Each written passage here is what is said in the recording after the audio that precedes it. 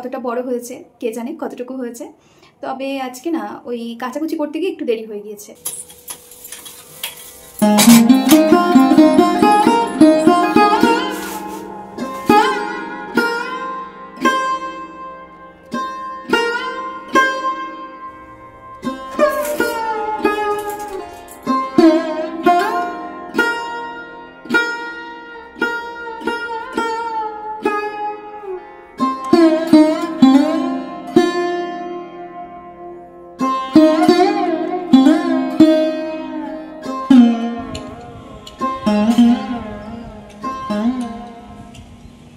Hello everyone, welcome back to my channel.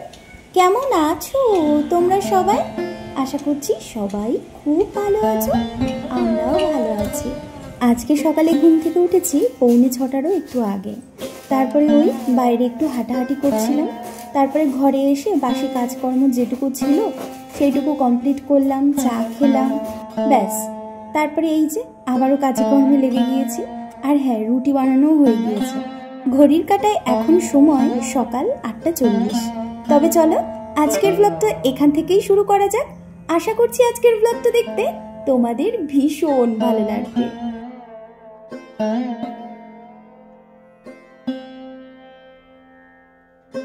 আমার কাছে মনে হয় সকালবেলার বাসি কাজকর্ম যাই করি না কেন, এই বিছানাটা যতক্ষণ পর্যন্ত টিপটপ না করি ততক্ষণ পর্যন্ত যেন একটা বড় কাজ অসম্পূর্ণ থেকে যায়। কিন্তু কিছুই করার থাকে না, কারণ আমি ওঠার কিছুক্ষণ বাদে বড়বাবু ঘুম থেকে ওঠে। তো তারপরে ভাবে কি একবারে চাটা খেয়ে তারপরই না হয় বিছানাটা তুলবো, সেই কারণেই দেরি হয়ে যায়। কি আর করবো বলো। দেখতে দেখতে চোখের সামনে দিয়ে একটা মাস কেটে গেল, আমরা নিজেদের সংসারে ফিরে এসেছি। এই একটা মাস আগে যখন এখানে আসলাম, এতগুলো দিন তো ছিলাম না। এই জায়গার অবস্থা যে কি হয়েছিল আমি ভাষায় বলে বোঝাতে পারবো না। ঘরের যেদিকে তাকাচ্ছিলাম সেদিকে তাকিয়েই যেন কান্না পেয়ে যাচ্ছিল। আর শুধু মনে হচ্ছিল আমি এগুলো কবে সব কিছু ঠিকঠাক করে উঠতে পারবো। আচ্ছা, এদিকে এখন আমরা সকালবেলার ব্রেকফাস্ট করব। আর ফ্রিজ থেকে না মাছ বার করে মাছটা ভিজিয়েও দিয়েছি।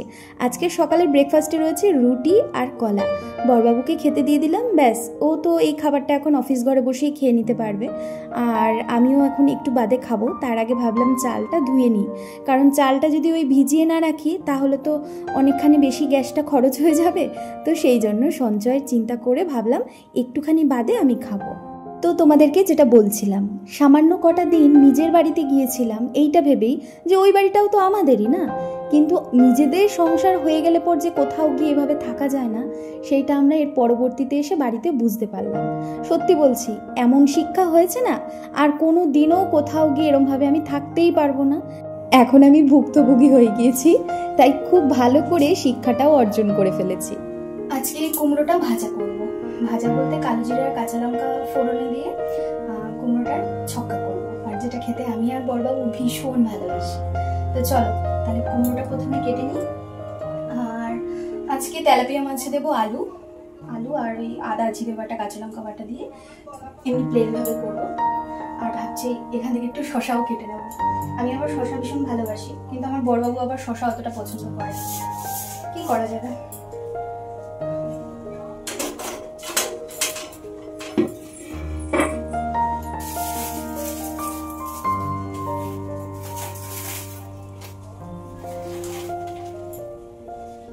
কাঁচা লঙ্কাগুলোর আবার বোটাগুলো ছাড়িয়ে রাখতে হবে, নাহলে আবার এই লঙ্কা পচে যায়, ভারী ঝামেলা। আমি কি করি বলো তো, কাঁচা লঙ্কাগুলোর বোটাগুলো ছাড়িয়ে তারপরে ওই ঠোঙা আছে না, মানে যেখানে ধরো মুদি দোকানে কিছু একটা দেয়, তো তার মধ্যে করে ফ্রিজে রেখে দিই। আর এতে বহুদিন ভালো থাকে, মানে 1 মাস হয়ে যাবে তবু তোমার লঙ্কা পচবে না। লঙ্কাগুলো একটু শুকিয়ে যাবে কিন্তু ভালো থাকবে। আর সেখানে বাইরে তুমি যদি বোটা ছাড়িয়েও রাখো তাও কেমন হয়ে যায়, আর ফ্রিজে যদি প্লাস্টিকে করে রাখো তাও কেমন হয়ে যায়। তো খুব সংক্ষেপে আমি এইভাবেই লঙ্কাটা রাখি, আর এতে করে লঙ্কাটা বেশ ভালো থাকে। আর আজকে পেঁপেটাও খেয়ে ফেলতে হবে।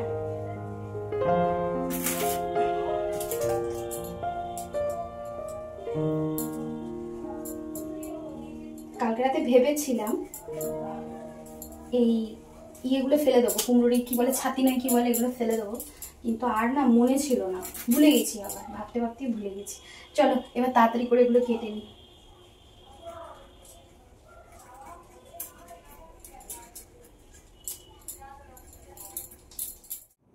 কুমড়োর এই রান্নাটা আমাদের বাড়িতে হতো।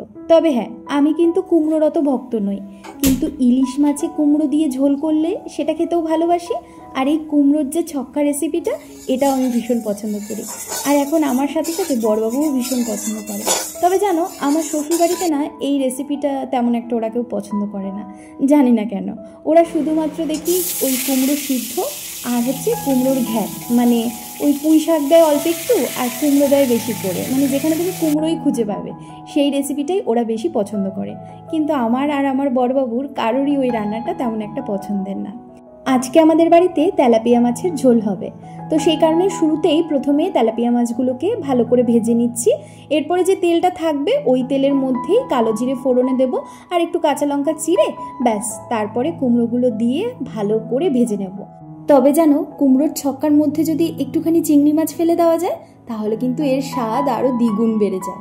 কিন্তু আমার কাছে তো এই মুহূর্তে চিংড়ি মাছ নেই, তাই এটা এমনিই করে নেব। আর এদিকে কুমড়োটা বসিয়ে দিয়ে ভাবছি ওদিকে মাছের ঝোলের আলুটাও কেটে নেব।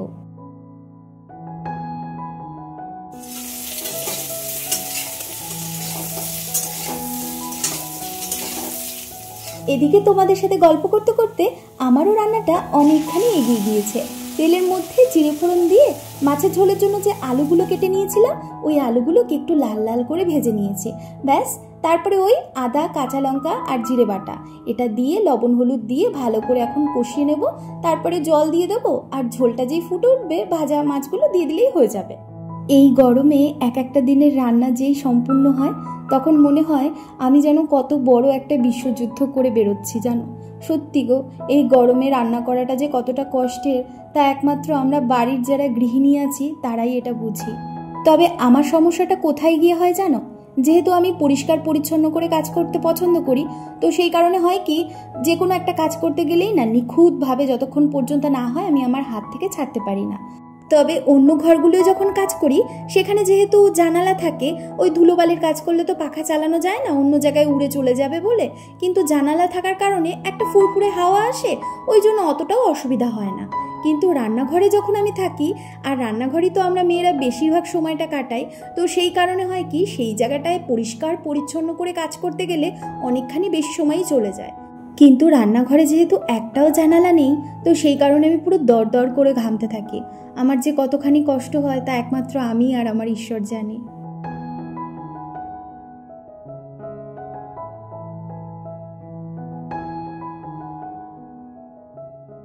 আচ্ছা, এ পর্যন্ত আমার ভিডিওটির সাথে থাকার জন্য তোমাদের প্রত্যেককে জানাই অসংখ্য ধন্যবাদ।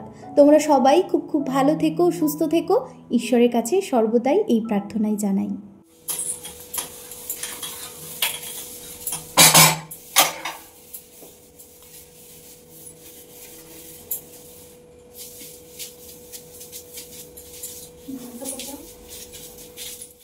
আমার এদিকে সব রান্নাই হয়ে গিয়েছে, এখন শুধু ভাতটা হলেই হয়ে যাবে।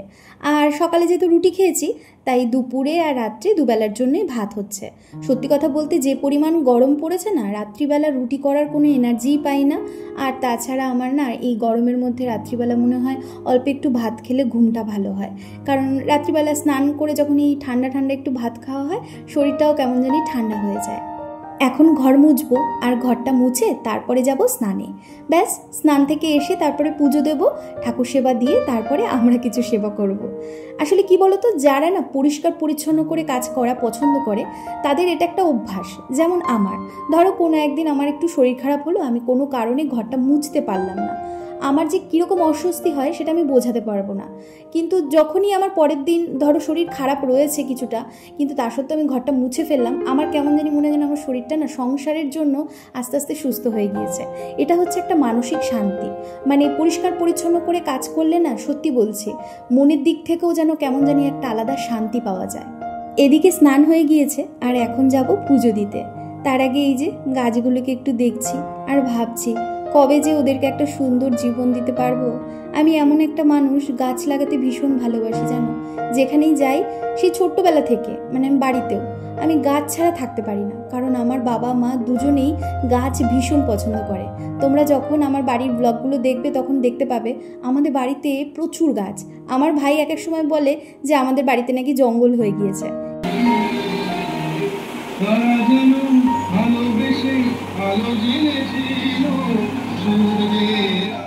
এইখানে আমাদের তেমন কোনো সমস্যা নেই।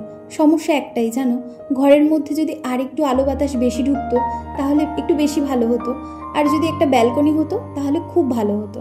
কারণ কি বলতো, প্রতিদিন তো আর বেরোনো হয় না, আর ব্যালকনি থাকলে একটু গিয়ে বসাও যায়, চা খাওয়া যায়, দুজনে একটু গল্প করা যায়, সময় কাটানো যায়।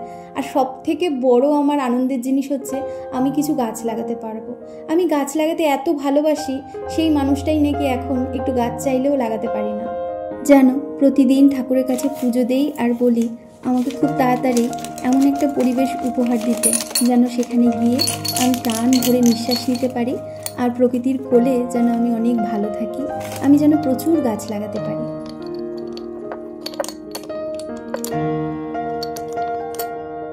স্নান পুজো সব কিছু কমপ্লিট করে এখন বসে রয়েছি, আর এই যে একটুখানি সাজুগুজু করছি। আর সাজুগুজুর জিনিস এখনও খাটে সব ছড়িয়ে ছিটিয়ে রয়েছে, আর একটু কার্টুন দেখছি। অপেক্ষা করছি বড়বাবু কখন আসবে। উনি গিয়েছে এখন স্নানে, উনি আসলে পর তারপর এখন দুপুরের খাওয়া দাওয়াটা কমপ্লিট করব। জানি না আজকের ব্লগটা কতটা বড় হয়েছে, কে জানে কতটুকু হয়েছে। তবে আজকে না ওই কাচাকুচি করতে গিয়ে একটু দেরি হয়ে গিয়েছে। ঘড়ির কাঁটা এখন বাজে দুপুর 2:20। তবে চলো খাওয়া দাওয়ার আগে এখন কি কি রান্নাবাটি আজকে হয়েছে সেগুলো একটু তোমাদেরকে দেখিয়ে দিই, কারণ আজকের ব্লগটা আর বেশি একটা বড় করব না। চলো রান্নাগুলো এবার দেখিয়ে দিই কেমন।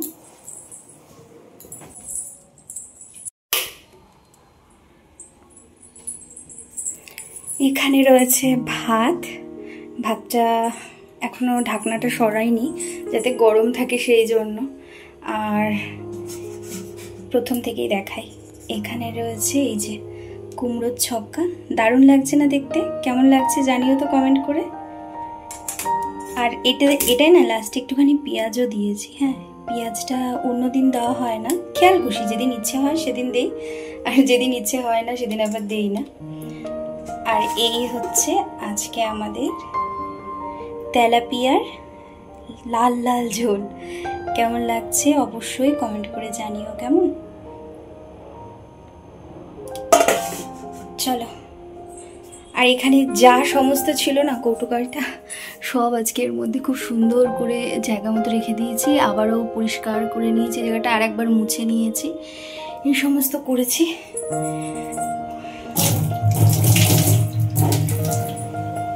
চলো আজকের মতো তবে আসি, আজকের মতো এখানেই বিদায় জানাচ্ছি তোমাদের। দেখা হচ্ছে পরবর্তী ব্লগে, ততক্ষণের জন্য তোমাদের সবাইকে টাটা।